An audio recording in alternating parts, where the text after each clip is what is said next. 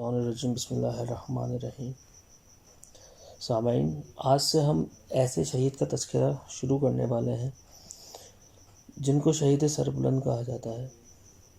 انہوں نے be be زینب کے روزے کا دفاع کرتے ہوئے داعش کے ہاتھوں جامِ شہادت نوش فرمایا۔ قائد اعظم اور علامہ اقبال کے پاکستان کو جوانوں نے ہی تشکیل دینا ہے۔ ہمارے جوان قائد کے خوابوں کی تعبیر اور اقبال کے شاہین ہیں۔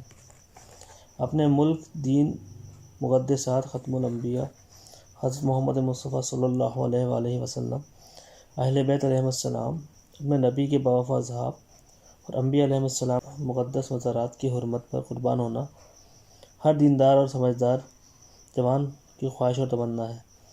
اس وقت وطن عزیز پر چھائی ہوئی مایوسی کیفیت سے جوانوں کو نکالنے کے لیے ضروری ہے کہ ان کے سامنے امید، تعمیر اور جدوجہد کے نئے اور تازہ نمونے بار بار پیش کیے جائیں۔ شہید حججی کا نام شاید بہت سارے جوانوں کے لیے نیا ہے۔ اس شہید کو اپنے جوانوں سے آشنا کرانے کا مقصد اس احساس کو بیدار کرنا ہے۔ بہادر، شجاع اور جواں مرد افراد سب کے لیے مشتعل راہ اور نمونہ عمل ہوتے ہیں۔ ہم سلام پیش کرتے ہیں ان جوانوں کو جو وطن عزیز کی سرحدوں کی حفاظت کرنے میں مشغول یا پھر ملک کے اندر دہشت گردوں کے ساتھ نبرد آزما ہیں۔ یقیناً وہ لوگ جنہوں نے اس راستے پر بھی جانیں قربان کی ہیں، وہ سرمایہ اسلام، افتخار ملت ہے۔ شہید حججی کا شمار بھی انہی لوگوں میں ہوتا ہے۔ اگرچہ ان کا ملک اور زبان ہم سے مختلف ہے، لیکن ان کی قربانی، عزم و استقلال اور بصیرت ایک ایسی سلسبیل ہے جس سے ہر صاحب شعور سیراب ہو سکتا ہے۔ رہبر معظم آیت اللہ خامنائی حفظ اللہ فرماتے ہیں، خداوند تعالیٰ نے عزیز محسن کی جدوجہد کی بدولت ایرانی قوم کو باعزت اور سربلند کیا، اسے جوان انقلابی نسل کی علامت اور اسلامی انقلاب کا جاری موضع قرار دیا ہے۔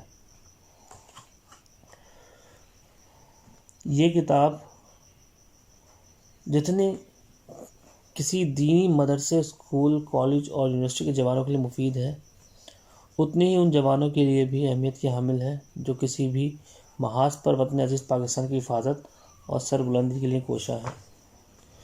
جنرل قاسم سلیمانی نے یہ کتاب پڑھنے کے بعد اس تحریر کے ہمراہ یہ کتاب اپنی بیٹی کو دی۔ سلام ہو حججی پر جو حجت بن گیا، کس طرح زندگی گزارنے، کس طرح رخصت ہونے پر قربان ہو جاؤں اس گلے پر جو امام حسین کے گلے کی طرح کاٹا گیا، اور سلام ہو اس سر پر جس کا دفن گاہ شہداء کے مولا کے سر کی طرح نامعلوم اور عرش پر لے جایا گیا ہے۔ میری بیٹی انہیں اپنا ماڈل بنائے اور ان کی اہم ترین خوش پاک دامنی اور حجاب۔ یہ کتاب کسی فلمی، ناول، تاریخی فنکشن، سیاسی و مذہبی افسانے، جذباتی داستان، فرضی کردار اور کسی قلم کار کی خوش فہمی پر مبنی نہیں، بلکہ یہ کتاب ایک حقیقی سرفروش کی جاگتی دستاویز ہے۔ آئیے اپنے جوانوں کو تخیلاتی افسانوں، خیالی ڈراموں اور فرضی فلموں کے بجائے شہید حججی جیسے حقیقی شہداء اور رول ماڈل سے آشنا کرانے کا عزم کرتے ہیں۔ شہید محسن حججی کی اہلیہ کے ماموں سید یاسر حسینی بیان کرتے ہیں کہ ایک دن میرے من میں آیا اپنی بہن سے ملا جائے۔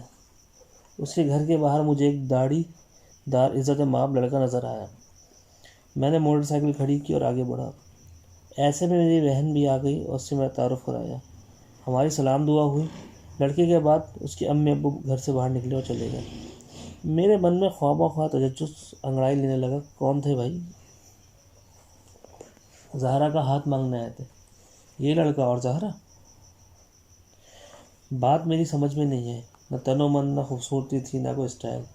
مجھے یقین نہیں آتا کہ میری بھانجی ہاں کر دے گی۔ زہرا اس سے کہیں بہتر تھی۔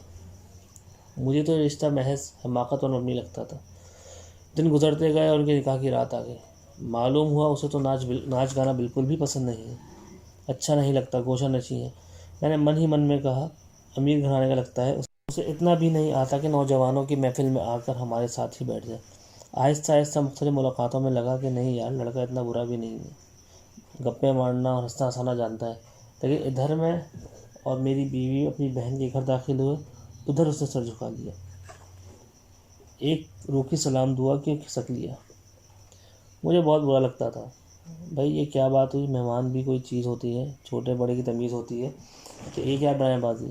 پھر ایک دن میری بہن نے مجھے فون کر کے کہا، بھائی جان آپ جہاں چاہیں تشریف لائیں سر آنکھوں پر، لیکن اگلی بار ہمارے گھر آئیں تو اپنی بیوی سے کہنا چادر اوڑھ لیں، آغا محسن کو اذیت ہوتی ہے۔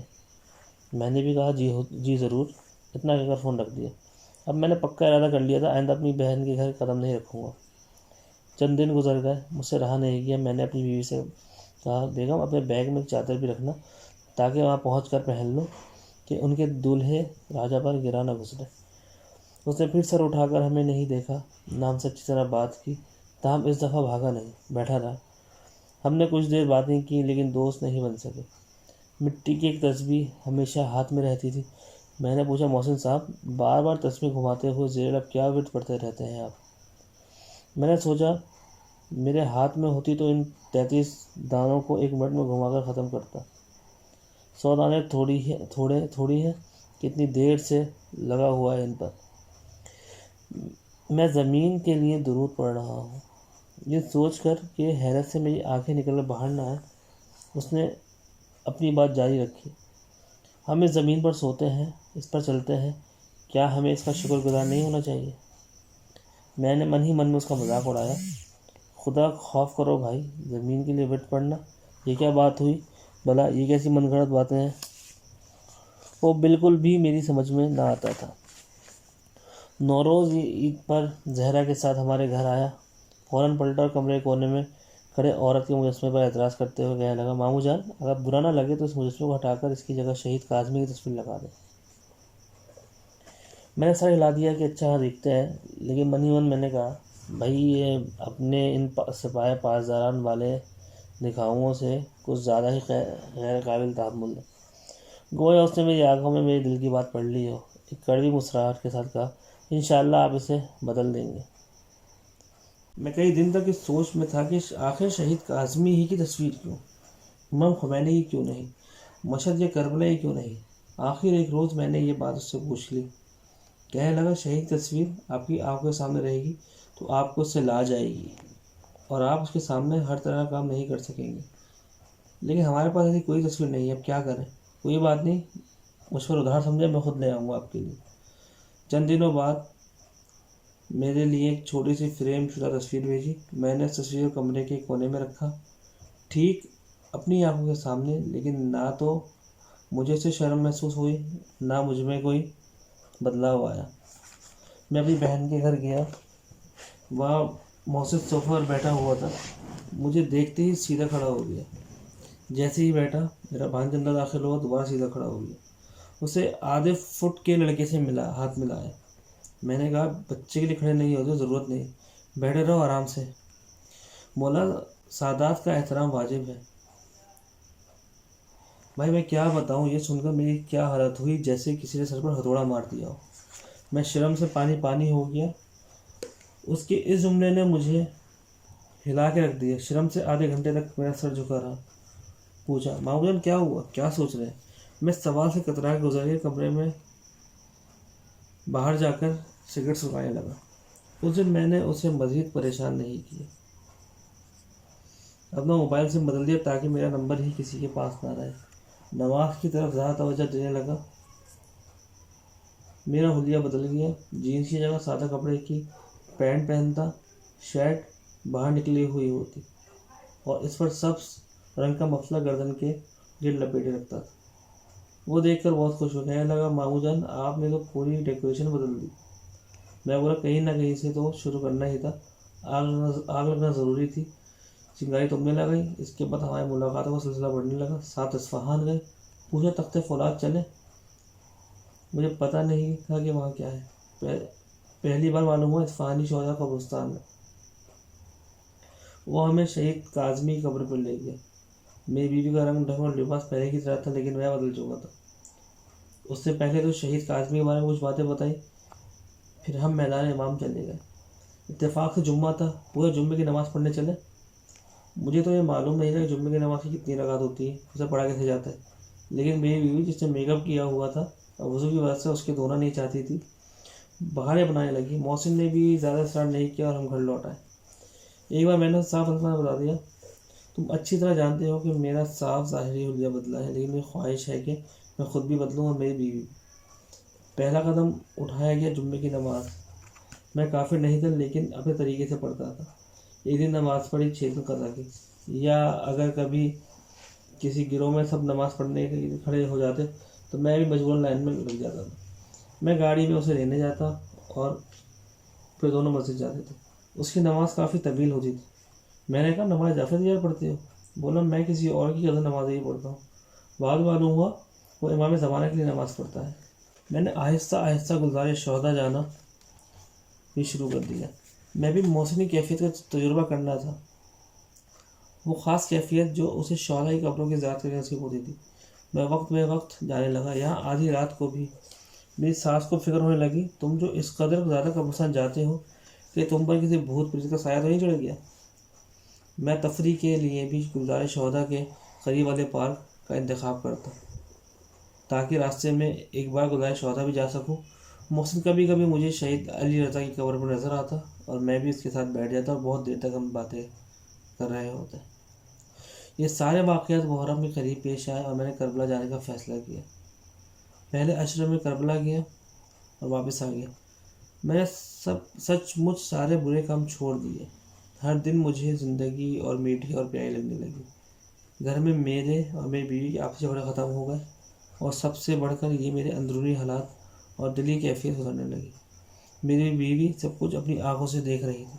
وہ دیکھ رہی تھی کہ اب 24 گھنٹے موبائل میرے ہاتھ میں نہیں ہوتا، مجھے مشکوک کالیں نہیں آتی، موٹر سائیکل بیٹھتے وقت میرا سر پنکھے کی طرح ادھر ادھر نہیں گھومتا، میں اس کی باتوں اور ضروریات پر توجہ نہیں لگا ہوں۔ یہی سب تھا جس نے آ کر یہ کہنے پر مجبور کر دیا، آج سے میں بھی چادر اوڑھوں گی۔ اب میں دیکھتا تھا کہ وہی محسن جو کل تک میری بیوی کو دیکھ کر صرف ایک بے رمق سلام کر کے نکل دیتا تھا، اب کھڑے ہو کر اس سے روبرو سلام دعا کرتا تھا۔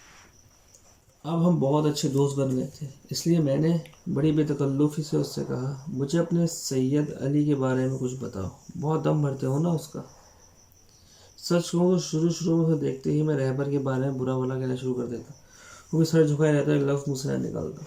اس روز بولا، یہ بات کہنے والی نہیں، اسے جاننے کے لیے آپ کو خود ان کے راستے پر چلنا ہوگا۔ میری آنکھوں میں آنکھیں ڈال کر کہنے لگا، اگر میں نے آپ کو رہبر کے آمنے سامنے بٹھا دیا تو میرا نام محسن نہیں۔ محسن پہلی بار شام سے لوٹا تو میں پوچھا، تمہیں کس چیز کی تلاش تھی، ملی کیا؟ محسن نے کہا، نہیں، مجھ پر کچھ کمی رہ گئی تھی، دعا جانے کا کے لیے بہت بے چین تھا۔ اس کے ان کاموں سے مجھے بھی شوق ہونے لگا۔ میں نے ہر ممکن رستہ اپنایا کسی طرح مدافعان حرم کے ہمراہ ہو سکتا۔ میں نے فاتحین گروپ کے توسط سے اپنا نام لکھوایا۔ جیسے ہی اسے معلوم ہوا کہنے لگا، میری بھی سفارش کرا دے، میں بھی آنا چاہتا ہوں۔ پتہ نہیں کیوں ایک دن اعلان ہوا اور یہ گروہ ختم کر دیا گیا۔ اس بھگ دوڑ میں 1.5 سال لگ گئے۔ پھر ایک دن میری بہن نے مجھے بتایا وہ دوبارہ شام جا رہا ہے۔ میں نے اسے میسج بھیجا، سنا ہے تم دوبارہ شام جا رہے ہو، بڑی سعادت ہے، دعاؤں میں یاد رکھنا۔ اس نے لکھا، دعا کرو میں سرخرو ہو جاؤں۔ میں نے لکھا، بھائی شام تو مجھے تمہیں لے جانا تھا اور اب دیکھو تم اس سے پہلے جا رہے ہو۔ جواب آیا، وہ خریدنا چاہیں تو خرید لیتے ہیں۔ میں ہمیشہ اس کے گھر والوں سے اس کی خیریت معلوم کرتا تھا، کہ فون کرتا ہے خیریت سے ہے یا نہیں، کب واپس آ رہا ہے۔ پچھلی دفعہ کے برعکس اس وقت مجھے اس کی بہت فکر لگی ہوئی تھی۔ صبح 9 بجے کے قریب میری بہن نے فون کیا، مجھے صرف رونے دھونے کی آوازیں سنائی تھی۔ ہماری بوڑھی نانی تھی، پہلے مجھے لگا ان کی وفات ہو گئی۔ میں بار بار کہہ رہا تھا آخر ہوا کیا ہے، وہ صرف رو رہی تھی، میری مدد کرو، میری کمر ٹوٹ گئی۔ میں نے غصے سے کہا، آخر بتاؤ بھی کیا ہوا ہے؟ اس نے رک کر کہا، داعشیوں نے میرے محسن کو گرفتار کر لیا ہے۔ میری ٹانگیں کانپنے لگیں، میں زمین پر ڈھیر ہو گیا۔ میرا سر چکرانے لگا، جیسے تیسے کر کے میں ان کے گھر پہنچا۔ میری بہن کا فون آیا، سب کام چھوڑ کر فوراً گھر چلے آؤ۔ میری سانسیں تھم گئی، فوراً تیار ہو کر میں گھر پہنچ گیا۔ وہیں دروازے پر مجھے کہا، ہم رہبر سے ملنے جا رہے ہیں، ہم نے سوچا تم بھی ہمارے ساتھ چلو۔ میں دل میں کہا، یقیناً لوہے کے باڑوں کے پیچھے سے انہیں دیکھنا پڑے گا۔ مجھے یقین ہی نہیں آ رہا تھا کہ میں اپنی نماز ان کی امامت میں پڑھوں گا اور وہ پہاڑوں کے پیچھے سے نہیں بلکہ 1.5 میٹر کی دوری سے۔ اس سے بڑھ کر آبرو کیا ہو سکتی ہے کہ تم اپنے رہبر کے مجروح ہاتھوں میں لے کر اسے چومو اور وہ اپنے دوسرے ہاتھ میں تمہارا ہاتھ دبا کر کہے مالک تمہاری عاقبت سنوار دے۔ میں نے اسی وقت محسن نے کہا تم نے وعدہ کیا تھا اور آج اپنا وعدہ نبھایا ہے۔ میں بھی بدل گیا ہوں، مجھ پر اپنی توجہ قائم رکھنا کہ کہیں دوبارہ بدل نہ جاؤں۔ شہید محسن حجتی کی سانس ارینا حسینی بیان کرتی ہیں، دروازے سے اندر آتے وقت نہایت اپنائیت بھرا سلام کرتا، میں بھی شفقت سے اس کے سلام کو جواب دیتی، میرے پیارے، میں صدقے میں بھاری۔ ایک دن میں واش بیسن کے پاس کھڑی کیسی سوچوں میں گم تھی اور میں نے بغیر صدقے جاؤں اور والی جاؤں جیسے الفاظ استعمال کیے اس کے سلام کو جواب دے دیا۔ اس سے زہرا سے پوچھا، امی جان آج ٹھیک تو ہے نا؟ یہ کیوں نہیں کہا کہ میں تیری والی جاؤں؟ اگر وہ ہال کے بیچ کھڑے ہو کر کہتا خدا حافظ امی اور پھر میرے جواب کا انتظار کیے بغیر چلا جاتا تو مطلب میاں بیوی کا جھگڑا ہو گیا ہے اور وہ ناراض ہے۔ ایسے میں زہرا صوفے پر بیٹھی جاتی اور ہنس کر کہتی تھی، ابھی اس کا میسج آئے گا۔ 2 منٹ بھی نہیں گزرتے کہ اچانک ڈونگ ڈنگ کی آواز آتی، کہیں باہر چلے؟ میری بیٹی پیٹ سے تھی، ہم نے ایک کمرہ انہیں دے دیا، میں ان کا خیال رکھنا چاہتی تھی۔ صبح کی اذان کے ساتھ جاگتی اور انہیں جگانے جاتی تو دیکھتی ہے محسن مسلح پر بیٹھا ہے، کب سے پتہ نہیں۔ جب تک میں ناشتہ تیار کرتی ہوں مسلسل دعائیں مانگتا رہتا، مجھے بہت اچھا لگتا تھا۔ میں نے کئی بار جھانک کر دیکھا، میں نے خود اپنی آنکھوں سے اسے ہر روز حدیثے کے ساتھ دعائے عہد اور زیارت عاشورہ پڑھتے دیکھا ہے۔ سردیوں میں اپنا مسلح اس کمرے میں بچھاتا جس میں ہیٹر نہیں ہے۔ مجھے خدشہ ہوتا کہ کہیں سردی کی وجہ سے بیمار نہ ہو جائے۔ میں کہتی بیٹا میں تمہارے صدقے، یہاں بڑی ٹھنڈ ہے۔ کہتا تھا اتفاق سے یہ جگہ زیادہ بہتر ہے۔ وہ چاہتا تھا کہ اسے نیند نہ آئے، اس کا بدن سست اور ڈھیلا نہ پڑے۔ میں بہت جلدی سمجھ گئی تھی کہ مستحب نمازیں پڑھتا اور مستحب روزے رکھتا ہے۔ شادی کے سامان کی خریداری کے دن ہی بیچ بازار اچانک سے غائب ہو گیا۔ پھر آگے آب گاجر کے رس میں ملی آئس کریم کی ایک ٹرے کے ساتھ واپس آیا، بولا اب والے وقت نماز پڑھنے چلا گیا تھا، میں ابھی اس سے زیادہ جان پہچان نہیں تھی میری۔ میں نے اس کی امی سے کہا محسن نے اپنے لیے آئس کریم کیوں نہیں خریدی؟ اس نے اپنی چادر اپنے چہرے پر ڈالی اور آرام سے میرے کان میں کہا اس کا روزہ ہے۔ انگوٹھی خریدتے وقت بھی کہا میں سونے کی انگوٹھی نہیں پہنوں گا، مرد کے لیے سونے کی انگوٹھی پہننا حرام ہے۔ پہلے تو ضد پکڑ لی کہ بھائی مجھے انگوٹھی چاہیے ہی نہیں، پھر زہرا کے اصرار پر ایک پلیٹینیم کی انگوٹھی خریدنے پر رضامند ہو گیا۔ ہم نے سونے اور پلیٹینیم کا سیٹ ڈھونڈنے کے لیے سارا بازار چھان مارا۔ جب ہوائیاں اڑنے لگی کہ وہ زہرا کا ہاتھ مانگنے آ رہا ہے تو میں مفاد الجنان خریدنے کے بہانے شہر کتاب اسے دیکھنے چلی گئی۔ اسے سر سے پیر تک دیکھا، قد کار سے تو اچھا تھا لیکن بہت دبلا پتلا تھا، داڑھی بھی پوری نہیں تھی۔ اسے سر اٹھا کر میری آنکھوں میں نہیں دیکھا، بس تبھی سے اس کی محبت میرے دل میں گھر کر گئی۔ جس رات اس کی امی زہرا کو دیکھنے ہمارے گھر آئی، میری بڑی ہیجانی کیفیت تھی کہ میں فوراً ہاں کر دوں، لیکن مجھے شرم آ رہی۔ میں نے کہا کیا سوچیں گے، یہی نا کہ کس طرح جلدی تھی ہمیں ہاں کرنے کی۔ اگلی صبح تک میں نے بڑی مشکل سے صبر کیا، مجھ سے مزید رہا نہیں گیا۔ فجر کی نماز پڑھنے کے بعد فوراً میں نے ریسیور اٹھایا اور اس کی امی کو فون کر کے کہا ہم نے آپس میں ضروری مشورہ اور سوچ بچار کر لیا ہے اور استخارہ بھی اچھا آیا ہے۔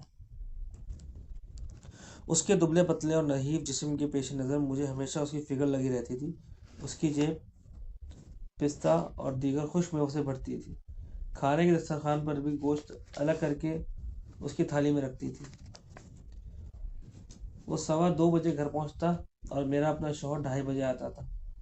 ہر چند میں اس کے لیے دسترخوان بچھاتی اور کھانا لگاتی تھی، لیکن وہ عباسی یعنی میرے شوہر کے آنے تک کھانے کا ہاتھ بھی نہیں لگاتا تھا۔ زہرا کے ساتھ ایک برتن میں کھانا کھاتا تھا، میں کنکیوں سے اسے دیکھتی تھی، جلد ہی دسترخوان سے اٹھ جاتا تھا۔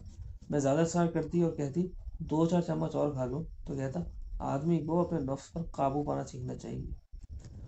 اسے کباب پسند تھے، ہفتے میں ایک بار محسن کے لیے ضرور کوئلے اور چولہا استعمال میں لایا جاتا تھا۔ اگر کسی ہفتے کسی بھی وجہ سے اس کی دعوت نہ کرتی تو زہرا سے کہتا امی کو فون لگاؤ اور پوچھو ہمیں کباب کھلانے کا ارادہ ہے یا نہیں۔ ایسا بھی ہوتا تھا کہ کوئی اور کھانا پکا ہوتا لیکن میں اپنے شوہر سے کہتی محسن کباب کھانے کی خواہش کر رہا ہے، چلے اٹھے جا کر بڑا گوشت لے آئے۔ میں خود سیکھیں لے کر ان کے حوالے کرتی کہ جا کر چھت پر کباب بنا کر لے آئے، مجھے محسن سے کام کروانا اچھا نہیں لگتا تھا۔ میں اپنے شوہر سے کہتی تھی چلے آپ خود کباب تیار کریں، محسن کے کپڑوں کو دھواں لگ جائے گا۔ ابا جی غصے کہہ رہے اور میرے کپڑوں کا کیا، انہیں دھواں نہیں لگے گا؟ جب زہرا مرغ شمالی پکاتی تو مجھے ڈر لگتا کہ کہیں محسن کھانے کے ساتھ اپنی انگلیاں بھی نہ چبا جائے۔ اسے جیلی، سلاد اور اس طرح کی باقی چیزیں بہت پسند تھی۔ دوسری طرف کشک لگے کھانے اسے زیادہ پسند نہیں تھے۔ جب بھی فون کرتا پوچھتا کیا پکایا ہے، میں اسے چڑھانے کے لیے کہتی کلا جوش یا کشک یا بیگن۔ صدارتی انتخابات کے دن میرا شوہر ووٹ دینے گیا ہوا تھا۔ محسن بھی صبح صبح آیا کہ چلیں ووٹ کاسٹ کرنے ہیں۔ بولا کھانے پینے کے لیے ضروری ساز و سامان سے بھی ٹوکری بھی اٹھا لیں، ووٹ دینے کے بعد کہیں باہر چلے جائیں گے۔ وہ بار بار اصرار کر رہا تھا کہ ہمیں اپنے ووٹنگ پیپرز اسے دے دیں تاکہ ان پر اپنی پسندیدہ شخصیت کا نام لکھ سکے۔ ہم ووٹ سے فارغ ہوئے تو وہ جا کر ایک مرغی خرید لایا کہ ہم اس سے چکن کباب بنائیں۔ شروع سے ہی وہ شہید عیسوی کی قبر کے پاس جانے کا سوچ رہا تھا اور ہمیں زائندہ رود کے کنارے لے گیا۔ ہم نے جہاں بیٹھنے کی کوشش کی اس نے کہا یہاں لوگ ناچ گانا شروع کریں گے، یہاں عورتوں کے سر کھلے ہوئے ہیں۔ خود چلا گیا، ادھر ادھر کی جانچ کر کے واپس آ گیا کہ چلو وہاں اوپر چلتے ہیں۔ ایک ایسی بند جگہ ڈھونڈ لی تھی جہاں نہ بندہ نہ بندے کی ذات، اور ایسی اونچی جگہ کہ اگر ہم نے علی کا ہاتھ نہ پکڑا ہوتا پھسل کر دریا میں گر جاتے۔ میں نے ایک لفظ کہا اگر میرے خاوند ساتھ ہوتے تو کیا مجھے اتنی تکلیف سہنے دیتے؟ اسے جملہ مل گیا، جو بولتا یہی جملہ دہراتا اگر آپ کے خاوند ساتھ ہوتے تو کیا آپ کو اتنی تکلیف سہنے دیتے؟ اس نے اپنے ساتھی سے کہا تھا جب بھی اپنی ساس کے گھر جاتا ہوں پہلے میری ساری دروازے پر آتی ہے، اسے گود میں اٹھا کر چومتا ہوں۔ سب نے کہا تھا شرم کرو، یہ ناممکن ہے۔ وہ سب کو جمع کر کے ہمارے دروازے پر لائے، گھنٹے بجائے، ویڈیو دروازہ فون پر آیا، اسما سے کہا ذرا نیچے آئے۔ اب 2 منٹ بھی نہیں ہوئے کہ صحن کی آوازوں سے گونج اٹھا۔ اصل میں کسی کو اندازہ نہیں تھا کہ اسما صرف 3 سال کی ہے۔ کیمپ میں اس کی نائٹ ڈیوٹی کے دوران مجھے بڑی بے چینی ہوتی، صبح تک مجھے یہی پریشانی رہتی کہ اس تکلیف ہوگی۔ میں اس قدر پریشان ہوتی کہ زہرا کو غصہ آ جاتا۔ مجھے اس بات کی عادت ہو گئی تھی کہ ہر صبح سویرے اٹھ کر میں اپنے بیٹے محسن کو میسج بھیجتی صبح بخیر بیٹا۔ اب خود اندازہ لگائیں جب وہ شام جاتا تو میرا کیا حال ہوتا ہوگا۔ اس کا پہلا سفر ایسا نہیں تھا کہ مجھے زیادہ ڈر لگتا۔ یہ بات تو سب کو معلوم تھی کہ داعشی شہر میں داخل ہو چکے ہیں، لیکن یہ بات میرے دل میں بیٹھ گئی تھی وہ صحیح سلامت واپس لوٹے گا۔ میں نے خود اسے قرآن کے نیچے سے گزارا اور جاتے وقت اسے قدموں کے پیچھے پانی پھینکا۔ میں اسے خداحافظ کہنے لگی اور گلی کے نکڑ تک ساتھ گئی، ہر لمحے کی تصویریں اور ویڈیو بنائی۔ علی زہرا کے پیٹ میں تھا لیکن انہوں نے ہمیں اس بارے میں کچھ نہیں بتایا تھا تاکہ وہ شام جا سکے۔ محسن کو ڈر تھا کہ ہم اسے جانے سے روکیں گے۔ زہرا نے بہت تکلیفیں جھیلی، اگرچہ موبائل اس کے لیے خطرناک تھا لیکن وہ ایک لمحے کے لیے بھی اس سے الگ نہ ہوتی تھی۔ اسے 24 گھنٹے محسن کے فون کا انتظار رہتا تھا۔ کبھی کبھی فون دیر سے آتا تو بہت پریشان ہو جاتی تھی، غصہ ہوتی، کھانا کھانے سے انکار کرتی۔ 45 دن گزرتے گزرتے وہ پوری طرح نڈال ہو چکی تھی۔ میں زہرا کے سامنے خیال رکھتی تھی لیکن اکیلے میں رو رو کر اپنا من ہلکا کرتی تھی۔ جس دن ہمیں شام سے اس کی واپسی کی اطلاع ملی، میں اپنے شوہر کو مشورہ دیا کہ ایک دمبا ذبح کیا جائے۔ زہرا نے محسن کو بتا دیا تھا کہ ہم تمہاری آمد پر تمہیں خوش آمدید کہنے کے لیے بینر لگائیں گے اور دمبا ذبح کریں گے۔ محسن کو برا لگا تھا۔ اس نے کہا تھا کہ اگر میں آیا اور میں نے بینر لگا ہوا دیکھا تو میں واپس لوٹ جاؤں گا۔ بہرحال ہم نے بینر نہیں لگایا لیکن دمبا ذبح کیا۔ مجھے دور سے آتا ہوا دکھائی دیا، پیٹھ پر بڑا سا بیگ ڈالے ہوئے تھا، دبلا پتلا تو پہلے ہی تھا، اب سوکھ کر کاٹا ہو گیا تھا۔ گھر میں داخل ہوا تو مجھے شک ہوا کہ اس کے کان بھاری ہو گئے ہیں، اوٹ پٹانگ جوابات دیتا ہے۔ میں کہتا تھا بیٹے ٹھیک ہو تو خاموش کہتا میں بھی آپ لوگ کو بہت یاد کرتا تھا۔ کوئی جملہ 2-3 بار چلا کر کہتے تبھی اس کی سمجھ میں آتا تھا۔ جب میں زہرا کو بتایا تمہارے شوہر کو کچھ ہوا ہے تو اس نے انکار کرتے ہوئے کہا نہیں کچھ نہیں ہے، تھکاوٹ ہے اور بس میں بیٹھنے کی وجہ سے کان بند ہو گئے ہوں گے۔ پھر جب ایک رات اس نے اپنے گھر کمانڈر کی دعوت کی تو خدا کے بندے کو معلوم نہیں تھا کہ اس نے اپنے زخمی ہونے کے بارے میں کسی کو کچھ نہیں بتایا ہے۔ جیسے ہی بولا محسن تمہیں یاد ہے جب ٹینک پر راکٹ گرا تھا تو ہم سب دنگ رہ گئے تھے، اب جا کر یہ بات ہماری سمجھ میں آئی کہ اس عرصے میں اس نے ہمارے سامنے کبھی وضو کیوں نہیں کیا، نہ ہی اپنی آستینوں کے بٹن کھولے۔ اس رات ہم نے دیکھا کہ اس کا ہاتھ جل چکا ہے، پھر بھی اس نے اپنے کان کے بھاری ہونے کے بارے میں ہم سے کوئی بات نہیں۔ علی کی پیدائش پر ہم سب خوش تھے کہ چلو اچھا ہے، اب بچے سے اس کا من بہل جائے گا اور دوبارہ شام جانے کے بارے میں سوچے گا بھی نہیں۔ وہ خود بھی بہت خوش تھا۔ اپنی تمام تنگ دستی کے باوجود زہرا کے لیے سونے کی 2 چوڑیاں خرید لی۔ بچہ 8ویں مہینے میں ہی پیدا ہوا اور 2 مہینے تک مشین کے اندر رکھا گیا۔ اس نے بڑی منتیں مانی، دعائیں مانگی اور متوسل ہوا۔ سب اچھا رہا۔ ہر چند ڈاکٹروں نے کہہ دیا تھا بچہ زندہ نہیں رہے گا۔ جب بچے کو اسپتال سے باہر لائے گئے تو محسن نے کہا چلیں اسے آیت اللہ ناصری کے پاس لے جاتے ہیں تاکہ اس کے کان میں اذان اور اقامت پڑے۔ ہم بہت گھومے پھرے، یہاں تک کہ شہر کی بھول بھلائیوں میں ہمیں ان کا گھر مل ہی گیا اور میں اور زہرا گاڑی میں ہی بیٹھے رہے۔ کہا گیا کہ آیت اللہ مسجد گئے ہیں نماز پڑھانے۔ وہ بھی مسجد گیا اور اپنی نماز ان کی امامت میں ادا کی اور واپس آ گیا۔ میں نے دیکھا گلی کے انتہائی سرے سے آیت اللہ کے کندھوں کے نیچے 2 افراد داخل ہو کر انہیں لے آ رہے ہیں۔ محسن علی کو گود میں لے گیا اور میں اور زہرا بھی اس کے پیچھے چلنے لگے۔ آیت اللہ نے گھر کے قریب پہنچ کر بچے کے کان میں اذان اور اقامت دی۔ اچانک محسن نے کہا حاجی آقا میری شہادت اور سرخروئی کے لیے بھی دعا کریں۔ آیت اللہ ناصری نے سر اٹھا کر محسن کو دیکھا اور کہنے لگے انشاءاللہ تمہاری عاقبت سنور جائے گی۔ تبھی مجھے اندازہ ہو گیا کہ شام جانے کا خیال اس خدا کے بندے کے دل سے ابھی تک نہیں نکلا۔ دوسرے سفر میں مجھے اس کی واپسی کی امید نہیں تھی۔ میں نے خواب دیکھا تھا، میں جانتی تھی وہ جائے گا تو شہید ہو جائے گا۔ اس کے باوجود خود تو دلاسا دیتی اور امید باندھتی تھی کہ وہ ضرور واپس لوٹے گا انشاءاللہ۔ اگلے دن آقا محسن ہمارے گھر آیا تو میں نے اپنا خواب اسے کہہ سنایا۔ وہیں ہال میں ہی اپنے دونوں ہاتھ آسمان کی طرف بلند کر کہنے لگا الحمدللہ رب العالمین، امی دعا کریں میں دوبارہ شام جا سکوں، دعا کریں میں سرخرو ہو جاؤں۔ دوپہر کو فون کر کے پوچھا کھانا پکایا ہے؟ باہر سے منگوایا، ہم آپ کے گھر آنا چاہ رہے ہیں۔ ضرور ضرور، کیوں نہیں۔ میرا دل نہیں مانا۔ اسی وقت قورمہ سبزی پکائی۔ ابھی دسترخوان پر بیٹھے ہی تھے جب اس نے کہا بسم اللہ الرحمن الرحیم اور ہاں آج رات میں جا رہا ہوں انشاءاللہ۔ میں نے پوچھا کہاں؟ کہا ڈیوٹی۔ مجھے لگا دوبارہ مورچہ کھوڑ جا رہا ہے۔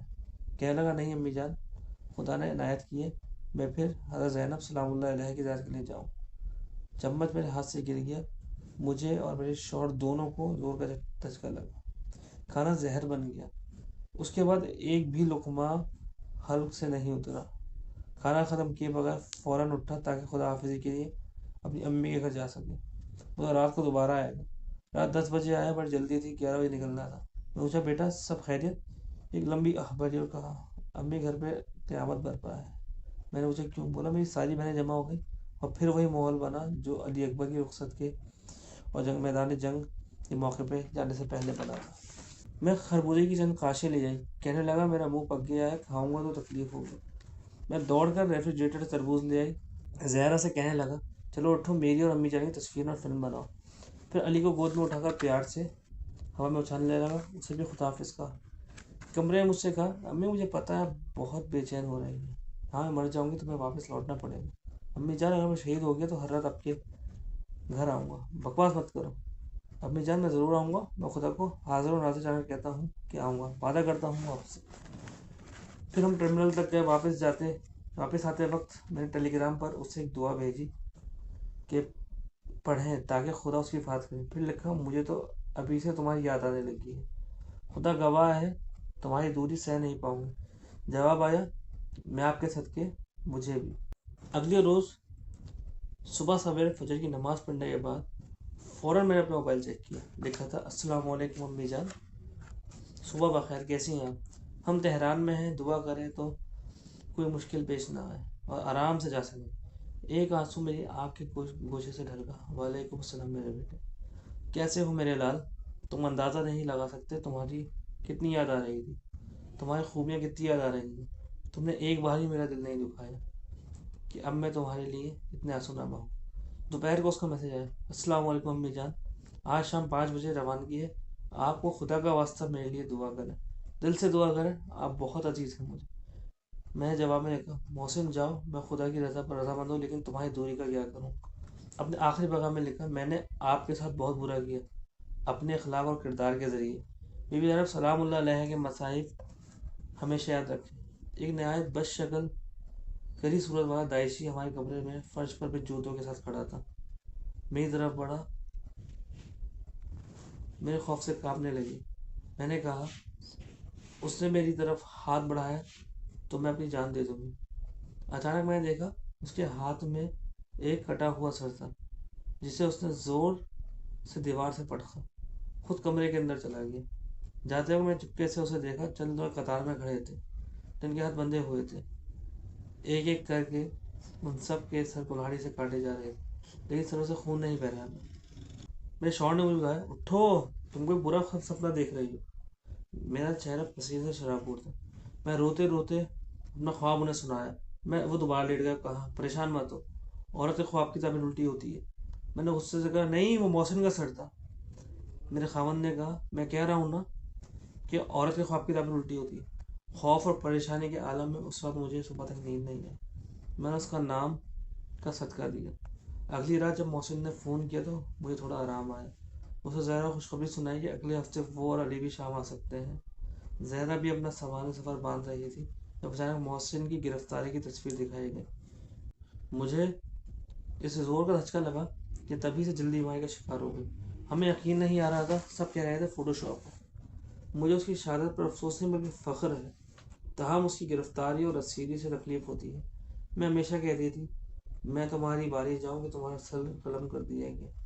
میرے لیے سب سے دشوار لمحہ وہ تھا جب میں نے اس کا کٹا ہوا سر دیکھا اور پیاس کی شدت سے اس کے سیاہ پڑتے ہو۔ ہم اس کا جنازہ دیکھنے نہیں گئے۔ میں نے اس کے ایک ساتھی کو ایک تسبیح اور چفیہ دیا اور کہا، انہیں اس کے جسم سے متبرک کر کے لاؤ، کفن سے نہیں۔ اس نے دوبارہ لا کر دیا اور کہا، موسیقی جسم سے متبرک کر کے لایا ہوں۔ جب معراج شہداء قبرستان اس کے تابوت کے سامنے بیٹھی تو اس کا آخری میسج مجھے آیا، بی بی زینب سلام اللہ علیہ مسائل ہمیشہ یاد رکھیں۔